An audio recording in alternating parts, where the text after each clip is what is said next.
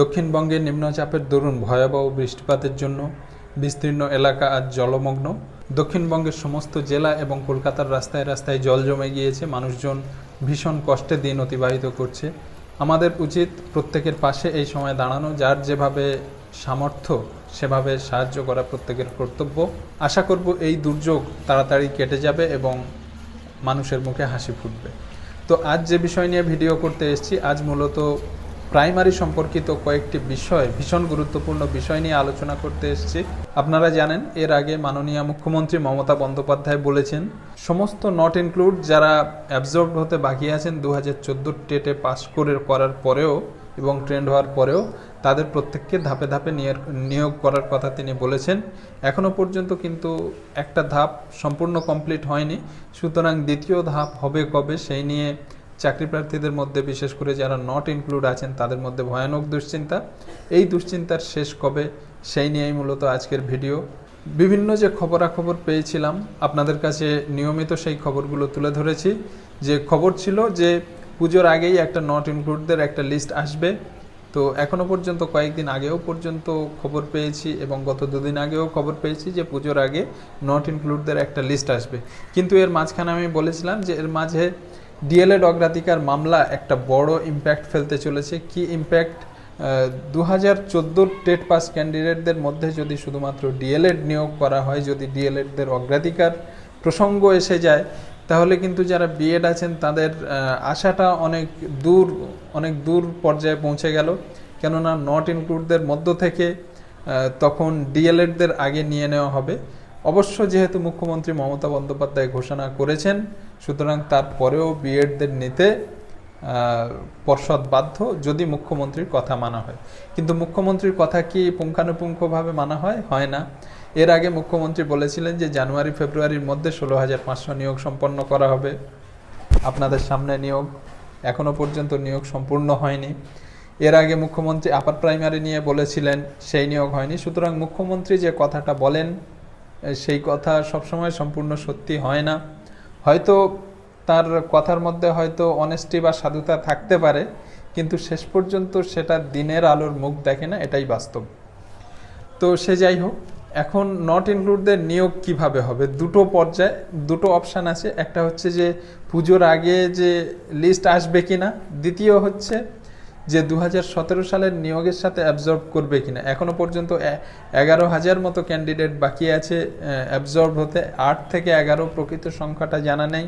হয়তো ভিতর থেকে হয়তো আমরা দেখছি যে 8,000 বাকি আছে, হয়তো মানিকবাবু বলে দিলেন 15,000 বাকি আছে, হয়তো আমরা জানছি 11,000 বাকি আছে, মানিকবাবু বলে দিতেই পারেন 20,000 বাকি আছে। কেননা এর আগে সেরকম হয়েছে, 10,000-এর বেশি ক্যান্ডিডেটকে তিনি বাড়িয়ে ফেলেছিলেন।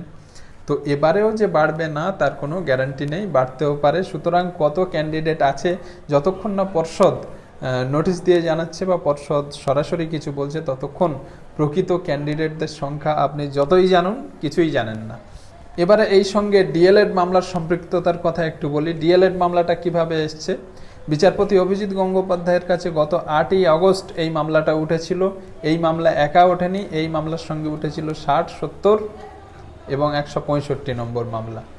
60 এবং 70 মামলাটা আপনারা জানেন, এর আগের দিন বলেছি যে তারা বিএড এবং তাদের 2011-র আগে গ্র্যাজুয়েশন এবং গ্র্যাজুয়েশনে তাদের 50% নেই, কিন্তু মাস্টার্সে 50% আছে।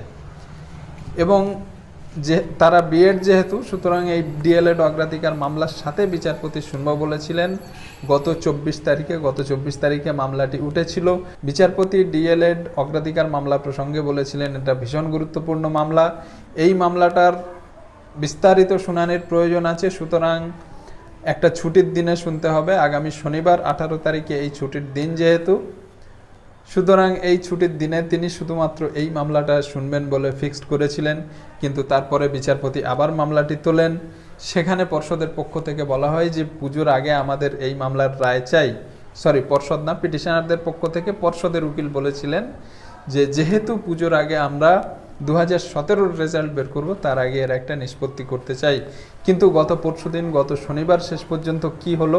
60 এবং 70 নম্বর মামলাটা নিয়ে সারাদিন কাটানো হলো, ফার্স্ট হাফ কাটানো হলো, সেকেন্ড হাফ কাটানো হলো এবং এর মাঝখানে ডিএলএড অগ্রাধিকার মামলাটাকে ব্রাত্য করে দেওয়া হলো।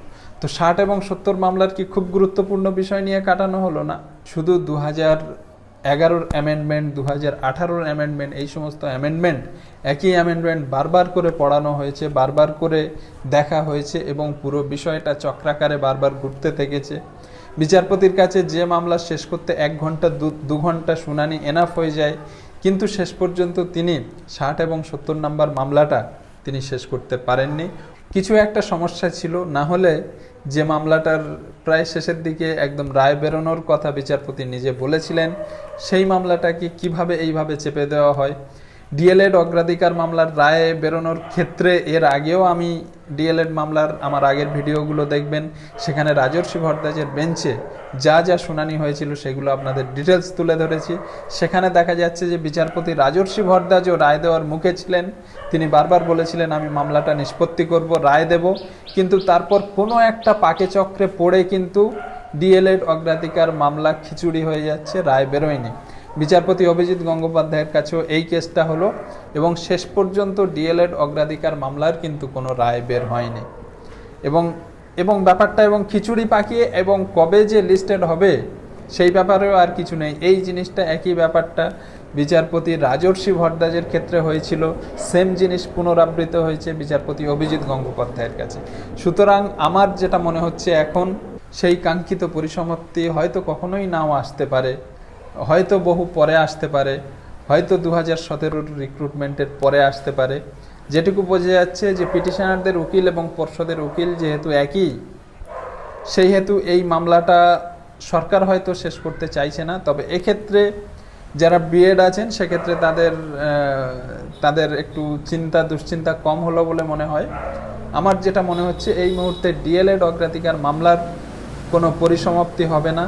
তবে ডিএলএড অগ্রাধিকার মামলার পরিসমাপ্তি হবে না মানে যে ডিএলএড মামলাটাকে পিছিয়ে দেবার জন্য হয়তো কেউ কোনো পিটিশনার হয়তো সরকারকে সহযোগিতা করে থাকলেও থাকতে পারে।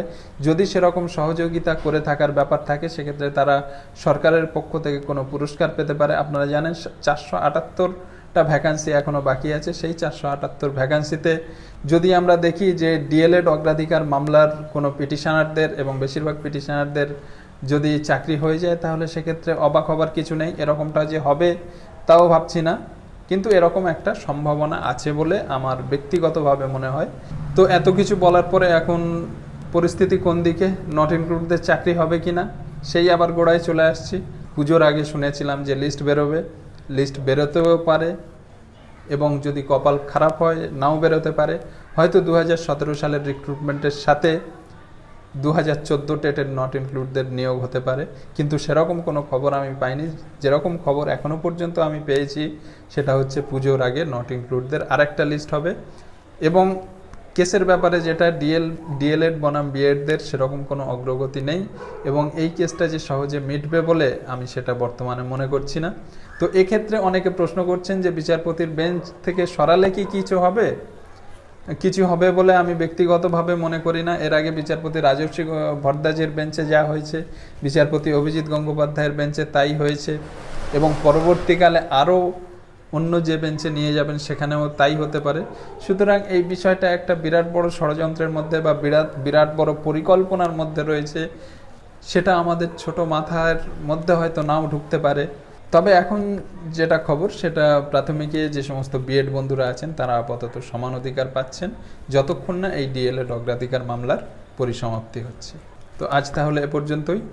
আরও বিভিন্ন কিছু খবর রয়েছে, সেই সমস্ত খবর নিয়ে আগামীকাল আমি সকালে আপনাদের সামনে উপস্থিত হব। কিছু নতুন নিয়োগের খবর নিয়ে উপস্থিত হব এবং শিক্ষক নিয়োগের বাইরে নতুন কিছু নিয়োগের খবর নিয়ে আপনাদের সামনে উপস্থিত হব। প্রত্যেকে ভালো থাকবেন এবং এই প্রাকৃতিক দুর্যোগে আপনারা প্রত্যেকে সাবধানে থাকবেন। ধন্যবাদ।